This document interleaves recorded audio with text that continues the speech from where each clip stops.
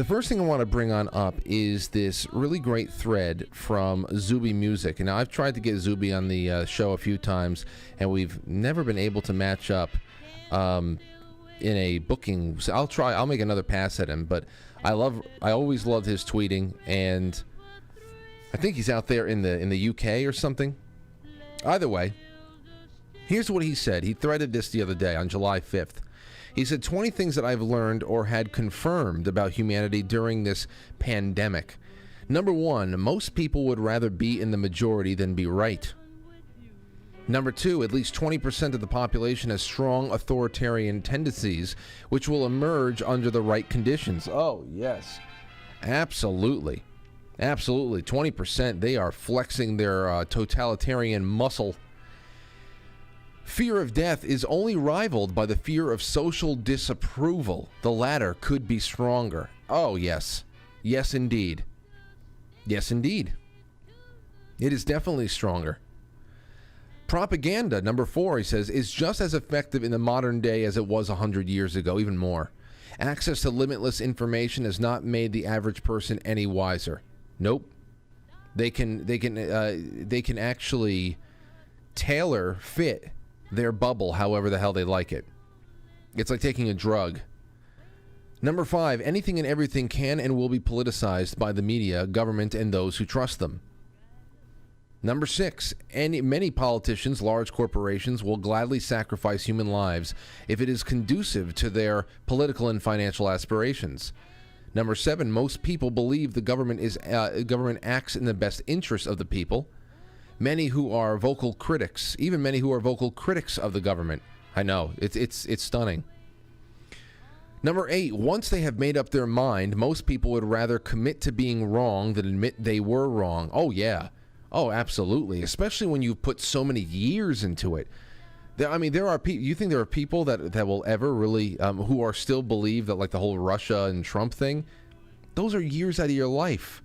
You've probably cut people out of your life. You know how many times you probably thought that you had a mic drop moment against someone you used to consider a friend or a close family member. Now you can't even look at the eye in the eye anymore. No way.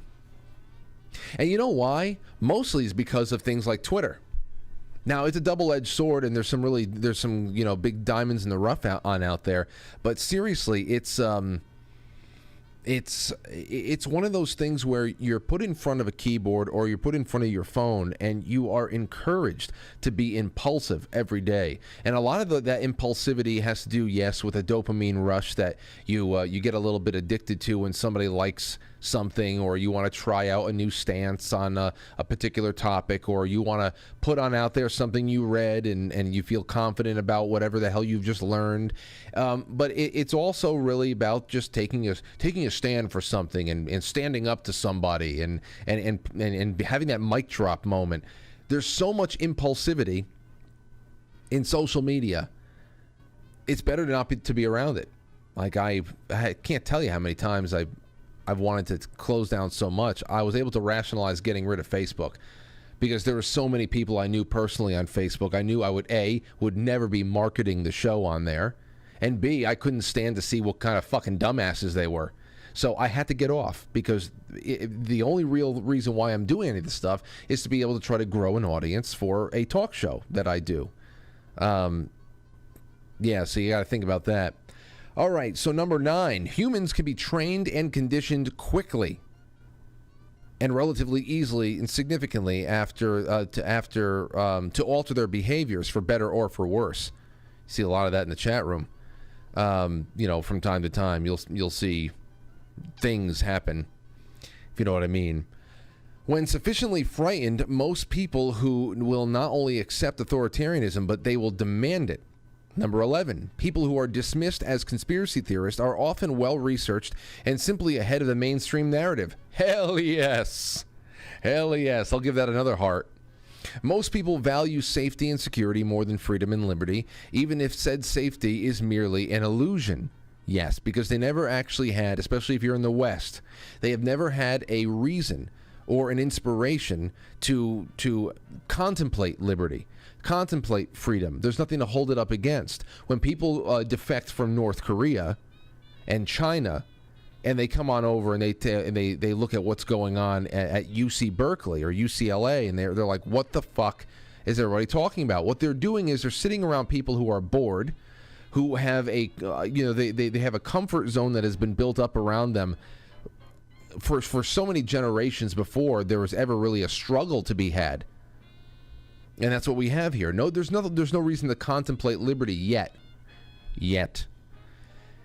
Let's see here. Hedonic adaptation occurs in both directions, and once inertia sets in, it's difficult to get people back to normal.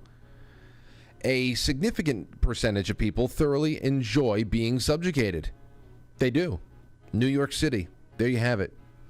The science has evolved into a secular pseudo-religion for millions of people in the West.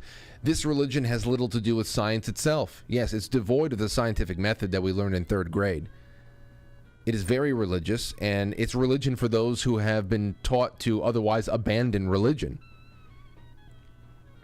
or make it into some kind of a distant tradition in your life. Like, for Italians, they eat the 7 fishes on Christmas Eve. Religion for many people in the West, many people. I know there's a great many people more that actually take it seriously, but it is a distant, traditional kind of a thing. There's no actual connection to it. And that disconnect has been very, very strategic and very profitable for those who are in the business of building themselves up as the saviors of the planet.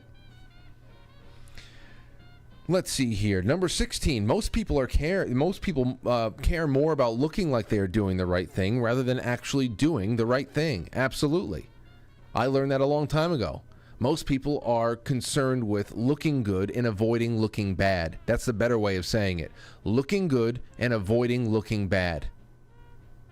It just so happens that sometimes you can look good and be right at the same time. And when those things overlap, holy hell, then you really see a performance.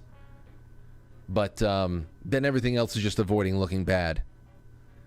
Number 17, politics, the media, science, and the healthcare industries are all corrupt to varying degrees. Scientists and doctors can be bought as easily as politicians. Yes, well, the one thing you can expand on with that is that they're all bought with the same money. They're all fueled by the same money, which is why, I'm sure everybody comes in with their biases.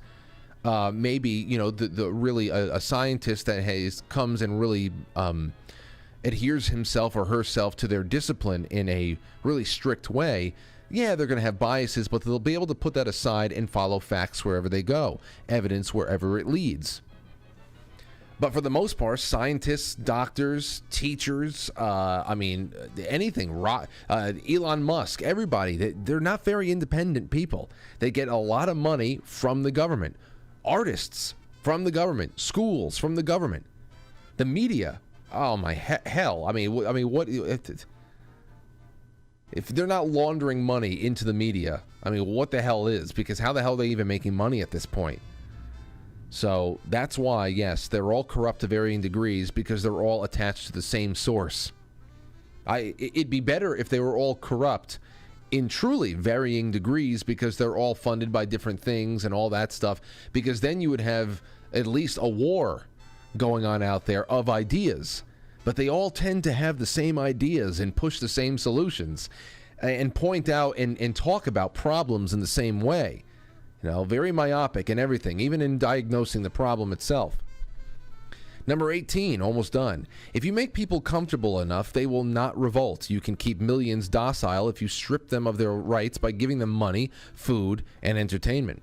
Number 19, modern people are overly complacent and lack vigilance when it comes to defending their own freedoms from government overreach. And number 20, it is easier to fool a person than to convince them that they have been fooled. Absolutely.